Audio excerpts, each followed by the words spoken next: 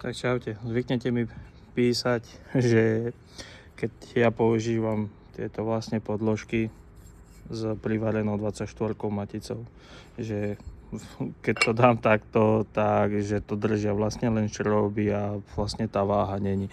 Nie, ja to robím tak, že vlastne túto zadlabávam, vrtám dieru na presný priemer matice s tým, že vlastne ešte donútra je diera. Tým pádom pätka pekne sedí a je to tam vlastne začapované. Tu keď prídu šroby, tak títo držia kvázi len na mieste, aby sa to netočilo. Ale väčšinu váhy alebo ten posun nese tá matica a závitová tyč, čo je vlastne vnútri napresno vyvrtaná, aby sa to nikam nepohlo. Takže keď ešte zo spodu príde sem ďalšia vlastne kontramatica, tak neviem, kde by to išlo. A je to podľa mňa estetickejšie, lebo tu pätku vôbec není vidieť ako tie ostatné plechové, čo sa zvyknú používať.